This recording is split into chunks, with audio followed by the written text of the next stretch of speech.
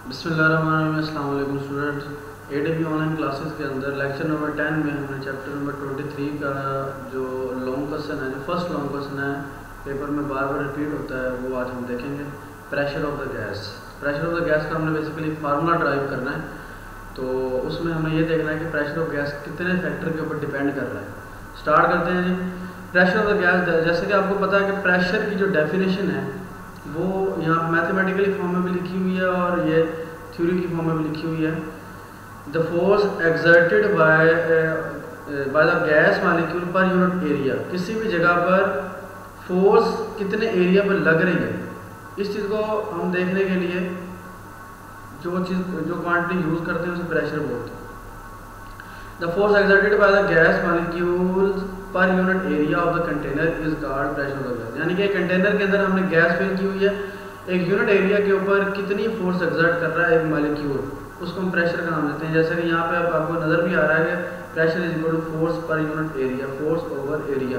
तो अगर यहाँ से हम इसका यूनिट निकालें तो फोर्स जो है वो न्यूटन होता है, एरिया मीटर स्क्वायर, तो न्यूटन मीटर स्क्वायर इसका जो यूनिट आएगा। अच्छा जी, मैथमेटिकली अब इसको हमने ड्राइव करना है, ये लॉन्ग में बड़ा इंपॉर्टेंट है और बार बार पेपर में आता है। तो उसको ड्राइव करने के लिए पहले हमें एक जो है वो यूँ समझ लें कि एग्जाम्पल के ज़रिए इसको समझना पड़ेगा कि इसको हमने तरतीब कैसे देना है, इसकी एक्सप्लेनेशन कैसे करनी है। तो उसके लिए हमने कंसिडर किया कि हमारे पास एक 3 डायमेंशनल क्यूबिकल वेसल है, यानी कि बॉक्स है जिसको हम 3 डायमेंशनल कंसिडर कर रहे हैं। उसके अंदर हमने गैस फिल की हुई है, यानी कि कंटेनर है आपके पास, उसके अंदर हमने गैस फिल की हुई है। तो गैस फिल करने, जैसे हम उसके अंदर गैस फिल करेंगे, गैस के मॉलिक्यूल जो है वो रैंडम मोशन में मूव करते हैं, हमें पता है। तो उसके अंदर बार बार वो मूव करेंगे, आपस में भी कोलाइड करेंगे और जो कंटेनर की वेसल्स के साथ भी टकराएंगे। टकराने के बाद उनकी डायरेक्शन जो है वो चेंज होगी और वो फ्रीली मूव कर रहे होंगे। अगर आप यहाँ पे डायग्राम को देखें तो यहाँ पे आपके पास उसने हर पॉइंट को एक नाम दिया हुआ है, ए बी सी डी। ए ये है, बी ये है, सी डी ये एक साइड हो जाएगी। इसी तरह ई एफ जी एच ये दूसरी साइड हो जाएगी। उसके बाद ये 2 साइडें उसने कंसिडर की, ये जी एक साइड ये होगी, एक साइड ये होगी। इसी तरह ये साइड हो जाएगी और ये साइड हो जाएगी और ऊपर से भी और नीचे, इसका यानी कि 6 साइडें बनेंगी। तो अगर हम पहले एक साइड को कंसिडर करें, उसके मुताबिक फिर बाकी सारे के ऊपर ये फार्मूला अप्लाई करें। अब यहाँ पे हमने ये बात मैंने आपको बताई है कि ये 3 डायमेंशनल बॉक्स है, उसमें एक्स एक्सिस के अलावा भी मॉलिक्यूल मूव कर रहे होंगे, वाई के अलावा भी कर रहे होंगे और जेड के अलावा भी कर रहे होंगे। एक्स के अलावा जो स्पीड होगी वो उसकी अलग कंसिडर की जाएगी, वाई के अलावा जो स्पीड होगी वो भी अलग कंसिडर की जाएगी, इसी तरह जी के अलावा जो स्पीड होगी वो भी अलग कंसिडर की जाएगी। अगर हम एक पहले इस साइड को इसको ज़रा एक्सप्लेन कर लें, इसको समझ लें, तो बाकी ज़रा समझने में आसानी हो जाएगी हमें। 3 डायमेंशनल स्पेस है तो एक्स ये आ जाएगा, वाई ये आ जाएगा और जेड ये आ जाएगा, और ये 3 डायमेंशनल बॉक्स जिसके अंदर हमने गैस फिल की। तो सबसे पहले हमने ये देखना है कि ए से बी तक या डी से सी तक जो उसकी लेंथ है वो कितनी है, उसको हमने एल का नाम दिया है। इसको आप डी भी कंसिडर कर सकते हो, डिस्टेंस है एस भी कंसिडर कर सकते हो, जैसे आपको ईजी लगे, जो आप सैम्पल यूज़ करना चाह रहे हैं तो वैसे आप इसको यूज़ कर सकते हो। अब यहाँ पर आप देख रहे हैं कि अगर एक मॉलिक्यूल एक्स की डायरेक्शन में मूव कर रहा है तो उसे एक जो है वो एक साइड से एक जगह से दूसरी जगह पर मूव करने के लिए जो टोटल डिस्टेंस है वो 2L यूज़ करना पड़ेगा। यानी कि एक मरतबा जब ये इधर मूव करके आएगा, यहाँ से यहाँ तक इसका जो टोटल डिस्टेंस होगा वो L होगा, और जब वो टकरा कर बाउंस बैक करेगा तो दोबारा से फिर L हो जाएगा। यानी कि एक जगह से दूसरी जगह मूव करके इधर से टकरा के फिर वापस आने में जो उसका टोटल डिस्टेंस कवर हो रहा है वो 2L हो रहा है। वो कैसे हो रहा है, एक मरतबा जाने के लिए और एक मरतबा आने के लिए, तो टोटल जो उसका डिस्टेंस होगा वो 2L हो जाएगा, 2D भी लिख सकते हैं। इसकी जो जिस स्पीड से मूव कर रहा है उसको हमने Vx का नाम दे दिया। अब हमने कहा है कि इसके अंदर n मॉलिक्यूल्स मूव कर रहे हैं, तो n मॉलिक्यूल्स का मतलब यह है कि नंबर ऑफ मॉलिक्यूल्स हमें नहीं पता कितने हैं। तो अगर कंसिडर कर लें कि कुछ मॉलिक्यूल x के अलावा मूव कर रहे हैं, कुछ y के अलावा मूव कर रहे हैं, कुछ z के अलावा मूव कर रहे हैं, तो हमने पहले ये कंसिडर करना है कि x के अलावा मूव करने वाले सारे मॉलिक्यूल की स्पीड को, उनके प्रेशर को मेजर कर लेना है। फिर वही फार्मूला हमने y के ऊपर अप्लाई करना है और वही z के ऊपर अप्लाई करके टोटल 3 डायमेंशनल स्पेस के अंदर जो प्रेशर है वो कैलकुलेट करना है। अगर सपोज कर लेते हैं कि हमारे पास 9 मॉलिक्यूल है, वैसे खुद से समझने के लिए हमारे पास 9 मालिक्यूल हैं, 3 x की तरफ मूव कर रहे हैं, 3 y की तरफ और 3 z की तरफ।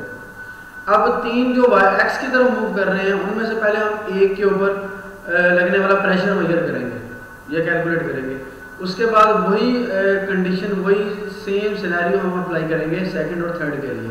उन दोनों को जमा करेंगे तो आपके पास x की डायरेक्शन में तमाम मालिक्यूल का प्रेशर आ जाएगा। फिर इसी तरीके से वही कंसेप्ट, वही तरीकाकार हमने y के अलॉन्ग अप्लाई करना है, उन सबको जमा करेंगे, फिर z के अलॉन्ग जमा करके उन तीनों वैल्यूज को ऐड करेंगे तो आपके पास टोटल प्रेशर आएगा। अगर एक मालिक्यूल x की डायरेक्शन में मूव कर रहा है तो उसको हम v1x का नाम देंगे, 2 मालिक्यूल मूव कर रहे हैं उसको हम v2x का नाम देंगे, और अगर 3 मालिक्यूल मूव कर रहे हैं तो v3x। इस तरह जिस तरह उसकी तादाद बढ़ती जाएगी तो नीचे सबस्क्रिप्ट जो है वो भी बढ़ना शुरू हो जाएगा। अब ये थी सारी इसकी स्टोरी जो मैंने आपको पहले इजी वे में समझा दी है। अब हमने क्या करना है, इसको मैथमेटिकली फॉर्म में ज़रा ड्राइव करना है और देखना है कि ये इस प्रेशर वाला फार्मूला जो है वो कैसे किन किन फैक्टर्स पर डिपेंड कर रहा है, कैसे ड्राइव किया जा सकता है। अच्छा, मैं यहाँ से पढ़ता जा रहा हूँ और आपको यहाँ पे समझाता भी जा रहा हूँ। वैसे मैंने आपको ये जो है एक्सप्लेनेशन यहाँ पे बता दी गई है। Consider n number of molecules of a gas, each of the mass m are filled in the cubical vessel of the each side L। अब हमने कंसीडर किया कि आपके पास एक क्यूबिकल वेसल है 3 डायमेंशनल, उसके अंदर उसकी जो लेंथ है एक पॉइंट से दूसरे पॉइंट के दरमियान वो L है, और इसके अंदर जो मॉलिक्यूल्स मूव कर रहे हैं उनकी तादाद n है। हर मॉलिक्यूल का जो मास है उसको हमने m से कंसीडर किया हुआ है और m ही होता है। Let a molecule move with a velocity vi in the certain direction. अब हमने यहाँ पे डायरेक्शन को फिक्स नहीं किया, लेकिन इसीलिए वो यहाँ पे कह रहा है कि मॉलिक्यूल जो है वो सर्टेन डायरेक्शन में मूव करेगा vi से, उसकी जो इनिशियल वेलोसिटी होगी उसको हमें vi या v1 का नाम दे देते हैं। It can be resolved into 3 rectangular component v1x, v1y, v1z parallel to the 3 coordinate axis x, y and z। अब वो मॉलिक्यूल जो है वो x के अलॉन्ग मूव कर सकता है, y के अलॉन्ग मूव कर सकता है, z के अलॉन्ग मूव कर सकता है। तो जिसके पैरेलल होगा उसकी हमने यहाँ पे वैल्यू यूज़ कर लेनी है। अगर x के अलॉन्ग होगा v1x, y के अलॉन्ग होगा तो v1y और z के अलॉन्ग होगा तो v1z। तो 3 डायमेंशनल स्पेस के अंदर हम इस तरह इसकी स्पीड को मेजर करेंगे। Initial momentum of the molecule striking the face. अब सपोज हम ये कर रहे हैं कि एक फेज ये है, दूसरा फेज ये है, तो मॉलिक्यूल इधर से इधर मूव करेगा, पहले इधर जाएगा और फिर इधर आएगा, तो ये फेज 1 हो जाएगा और ये फेज 2 हो जाएगा। तो A B C D A यानी कि ये पूरे फेज के ऊपर जो अगर हम मोमेंटम कैलकुलेट करें तो आपके पास आ जाएगा P1 = mv1। वैसे फार्मूला होता है P = mv, हम यहाँ पे यूज़ करेंगे P1 = mv1x। क्यों? क्योंकि ये किसकी डायरेक्शन में आ रहा है, x के अलॉन्ग आ रहा है, x की डायरेक्शन में आ रहा है, तो इसलिए हमने यहाँ पे यूज़ कर लिया v1x। 1 इसलिए यूज़ किया कि एक मॉलिक्यूल था, x इसलिए यूज़ किया कि ये x के अलॉन्ग आ रहा है। अब यहाँ पे हमने x क्यों नहीं यूज़ किया, इसकी रीज़न ये है क्योंकि अब x के अलॉन्ग बाकी मॉलिक्यूल भी हैं। जब सारे मॉलिक्यूल की वैल्यू निकाल लेंगे मोमेंटम की, फिर उसको ऐड करेंगे तो फिर आपके पास टोटल वैल्यू जो है p1x आ जाएगी या px आ जाएगी। Suppose a collision is elastic, the molecule rebound back from the face A, B, C, D with the same speed। अब हमें पता है कि एक तरफ मोमेंटम जो है पॉजिटिव होता है, दूसरी तरफ वो नेगेटिव हो जाता है डायरेक्शन ऑपोजिट होने की वजह से, क्योंकि मोमेंटम जो है मास और वेलोसिटी पर डिपेंड कर रहा होता है। इसलिए यहाँ पे अब अगर इस इधर से A से B तक उसकी जो डायरेक्शन वो पॉजिटिव कंसिडर की जा रही है, तो B से A तक जो होगी वो नेगेटिव हो जाएगी। इसलिए B से A तक जो उसका मोमेंटम है उसको हम सेकंड मोमेंटम का नाम देते हैं। तो ये आ जाएगा P2 = m × -v1x = -mv1x। अब हमें पता है कि मोमेंटम कैलकुलेट कर रहे हैं, तो मोमेंटम कैलकुलेट करने के लिए चेंज इन मोमेंटम मेजर किया जाता है। तो उसके लिए हमने चेंज इन मोमेंटम मेजर किया तो डेल्टा P = P2 - P1, यानी कि final value minus initial value, तो दोनों की वैल्यू यहाँ पर पुट की, माइनस इसकी वैल्यू आ गई, माइनस ये फार्मूले वाला और ये फर्स्ट वाली वैल्यू इसके अंदर पुट की, ये भी सेम वैल्यू, ये भी सेम है, तो -1 तो -1 to -2 हो जाएगा। डेल्टा P = -2 mv1x आ गया आपके पास। ये वो टोटल मोमेंटम है जो इसके एक मॉलिक्यूल जो A से B तक और B से A तक जो है वो एक साइड में मूव करने में लगा है। The molecule will again collide with the face ABCD after covering a distance 2L। वही बात जो मैंने आपको शुरू में बताई है कि अगर मॉलिक्यूल A से B या B से A तक दोबारा मूव करके आता है तो उसकी टोटल जो डिस्टेंस उसने कवर किया है वो 2L हो जाएगा। तो डिस्टेंस फार्मूला हम यूज़ करते हैं S=VT। तो VT वाला फार्मूला यहाँ पे जैसे इधर भी बताया हुआ है, तो डिस्टेंस मेजर करने के लिए ये वाला फार्मूला यूज़ किया। S=VT, S यहाँ पे 2L आ गया, V ये V1x आ गया और T यहाँ पे change in time delta T आ गया। क्योंकि A से B तक और B से A तक जितना टाइम लग रहा है वो सेम है, तो डेल्टा T लिखेंगे या T लिखेंगे तो सेम इफेक्ट होगा, उससे कोई फर्क नहीं पड़ेगा क्योंकि टाइम चेंज हो रहा है, चेंज इन मोमेंटम मेजर कर रहे हैं, इसलिए हमने यहाँ पे डेल्टा T से रिप्रेजेंट किया है इसको। Now the rate of change of momentum is, हमें पता है कि फोर्स किसके बराबर होती है, rate of change of momentum के। तो फोर्स मेजर करेंगे तो हमारे पास बाकी प्रेशर की वैल्यू आएगी, जैसा कि हमने यहाँ पे देखा था कि प्रेशर बराबर है फोर्स ओवर एरिया। तो प्रेशर मेजर करने के लिए पहली कंडीशन क्या है, हमें फोर्स मेजर करनी पड़ेगी। तो फोर्स को हमने in term of momentum measure किया है, force is equal to delta P और डेल्टा T। डेल्टा P की वैल्यू हमने इक्वेशन नंबर 1 के अंदर निकाली हुई है, डेल्टा T की वैल्यू हमने इक्वेशन नंबर 2 के अंदर निकाली हुई है। तो ये V1x जो है वो इधर आके डिवाइड हो जाएगा, डेल्टा T की वैल्यू आपको यहाँ पे आ जाएगी। ये दोनों वैल्यू हमने पुट की, 2 2 से कैंसिल हो गया, ये V1x डिवाइड हो रहा है, ऊपर जाकर मल्टीप्लाई हो जाएगा, ऊपर पहले से मौजूद है तो V1x और V1x स्केल हो जाएंगे। अच्छा जी, अब हमें पता है कि जैसा कि मैंने अभी बताया है कि rate of change of momentum बराबर होता है फोर्स के। अब ये मोमेंटम जो है वो x के अलोंग कंसिडर कर रहे हैं और सिर्फ एक मॉलिक्यूल का कंसिडर कर रहे हैं, तो इसलिए ये टोटल मोमेंटम जो है ये F1x के बराबर आ जाएगा। ये वो फोर्स है जो पहले एक मॉलिक्यूल लगा रहा है, अगर इसी तरह 2 मॉलिक्यूल आ जाएंगे तो इधर F2 हो जाएगा, 3 मॉलिक्यूल आ जाएंगे तो F3 हो जाएगा। F1x = mv1x² ओवर L, यानी कि ये पूरी की पूरी जगह पर हमने क्या लिख दिया, F1x। अब अगर यहाँ पर आपके पास 3 मॉलिक्यूल हैं, 4 मॉलिक्यूल हैं, 5 मॉलिक्यूल हैं और n मॉलिक्यूल आ जाते हैं, तो इसको हम चेंज कर सकते हैं।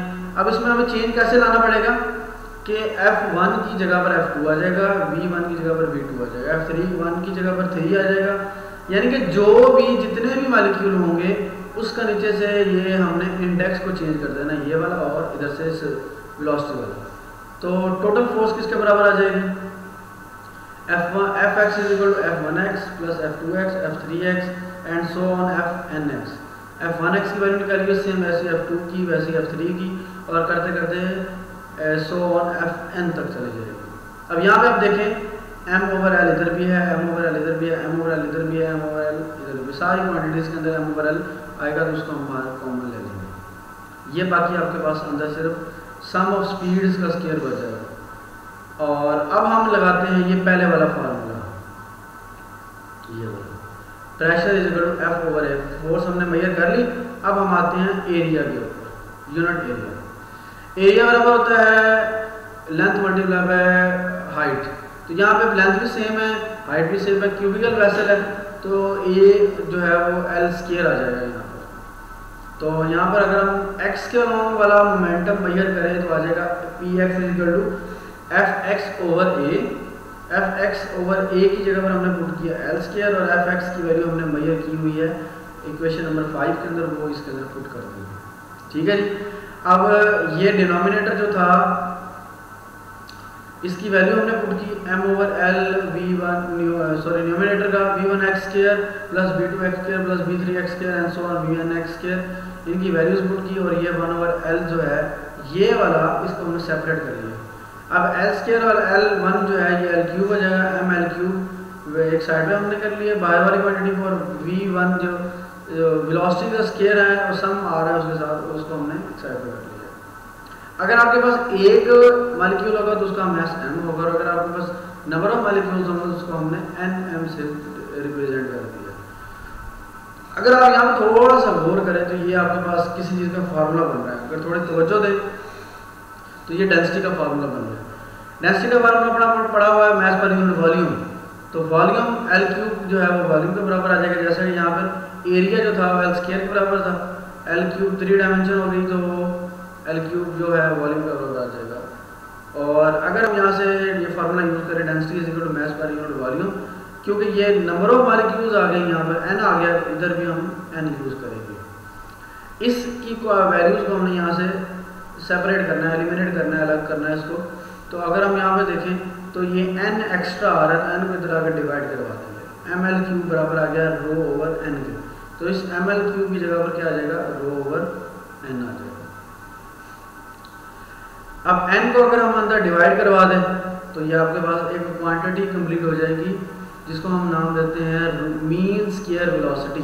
आपने अक्सर देखा होगा कि आपके पास अगर आपके पास काफ़ी सारे सब्जेक्ट हैं और उसका आपने मीन वैल्यू निकालनी है, तो आप क्या करते हैं, टोटल वैल्यू जितने सब्जेक्ट आ रहे हैं सबकी वैल्यू को जमा करेंगे, डिवाइडेड बाय टोटल क्वांटिटीज़, यानी कि 10 सब्जेक्ट हैं उनके नंबर को जमा करेंगे, उनको ऐड करेंगे और डिवाइड करेंगे 10 के ऊपर। 5 सब्जेक्ट हैं, डिवाइड करेंगे 5 के ऊपर। अब यहाँ पे देखें आपके पास n मॉलिक्यूल हैं, उन सब की वेलोसिटी की वैल्यू और उनका टोटल जो क्वांटिटी है उनके ऊपर डिवाइड कर दिया, तो आपके पास मीन स्क्वायर वैल्यू आ गई वेलोसिटी की। स्क्वायर इसलिए बोला क्योंकि सबके ऊपर स्क्वायर आ रहा है, और मीन वैल्यू इसलिए बोला है क्योंकि ये सारे जमा हो रहे हैं और डिवाइड हो रही है जी n के ऊपर, डिनोटेड बाय p। अब इसके ऊपर हमने बार यूज कर दी है, ठीक है। ये पूरी जगह के इस पूरी के ऊपर के लिए जो हमने रिप्रेजेंटेशन की है वो बार के साथ की है। स्क्वायर वैसे आएगा, x वैसे आएगा, क्योंकि सारी वैल्यू x के अलाउंग कंसिडर की जा रही है। इक्वेशन नंबर 7 के अंदर ये पुट करेंगे px इक्वल रो vx स्क्वायर। तो ये पूरी इस अब vx स्क्वायर को क्या नाम दे रहे हैं हम, मीन स्क्वायर वेलोसिटी। तो ये अब हमने इस पूरी क्वांटिटी को खत्म करके ये वाली वैल्यू लिख दी। अब ये आपके पास मोमेंटम आ गया x के अलाउंग। इसी तरह मोमेंटम आपने मेजर करना है y के अलाउंग और इसी तरह मोमेंटम करना है z के अलाउंग। तो अगर हम y के अलाउंग मेजर करें तो सिर्फ इसका इंडेक्स चेंज होगा, py equal to rho vy square. z के अलाउंग करेंगे तो pz equal to rho vz square.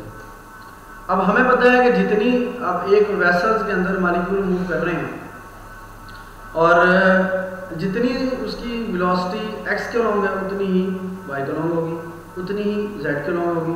तो वेलोसिटी जो है वो तीनों डायरेक्शन में सेम होती है, इसलिए हम क्या कर रहे हैं यहाँ पर टोटल वेलोसिटी को मेजर करने के लिए हमने क्या किया, इन तीनों वेलोसिटीज को ऐड कर लिया।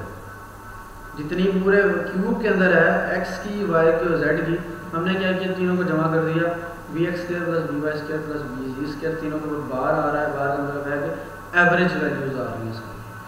अब यहाँ पे क्योंकि हमें पता है कि vx vy के बराबर है, vx vz के बराबर है, तो x की जगह पर x ही आ जाएगा, vy की जगह पर vx और vz की जगह पर vx आ जाएगा। अब इसमें से कोई भी चीज़ चेंज कर सकते हैं। हमने पहले इसको x के अलाउंग से x के मुताबिक चेंज किया है, आप y की वैल्यू भी इधर पुट कर सकते हैं, यानी कि वही y की वैल्यू वैसी रहेगी, x की जगह पर भी y आ जाएगा और z की जगह पर भी y आ जाएगा। तीनों को जमा करेंगे तो ये आपके पास 3vx स्क्वायर आ जाएगा।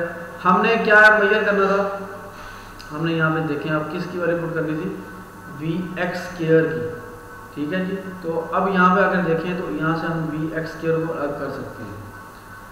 कैसे अलग कर सकते हैं, ये 3 मल्टीप्लाई हो रहा है, इधर जाकर डिवाइड हो जाएगा, तो vx square bar is equal to 1/3v prime square के बराबर। अब ये वाली इक्वेशन हमने पुट कर दी इस जगह के ऊपर, यानी कि इक्वेशन नंबर 8 के अंदर इसको पुट कर दिया, px equal to rho multiply by 1/3v bar square v average square. अच्छा जी, अकॉर्डिंग टू पास्कल लॉ में क्या बताता है, pressure on the other side everywhere inside the vessel will be same. Pressure Pascal law हमें ये बताता है कि प्रेशर हमेशा ही उसके अंदर सेम रहेगा अगर वहाँ पर डेंसिटी सेम रहती है। तो कंडीशन भी उसने बता दी है कि डेंसिटी सेम रहेगी तो प्रेशर सेम रहेगा। तो अब अगर हम देखें तो जितनी वैल्यू px की आई है उतनी ही वैल्यू py की आएगी, क्योंकि डेंसिटी चेंज नहीं होगी तो प्रेशर भी चेंज नहीं होगा। जितनी वैल्यू px की आई है उतनी pz की आएगी, क्योंकि डेंसिटी नहीं चेंज होगी तो px की वैल्यू भी चेंज नहीं होगी। तो यहाँ पे हम कह सकते हैं कि px, py और pz की वैल्यू सेम है।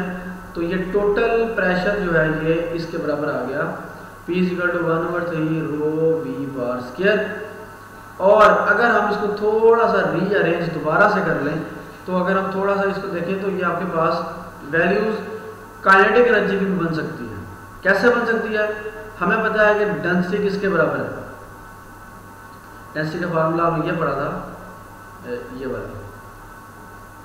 वाला इसको दोबारा हम वहाँ पर पुट करते हैं।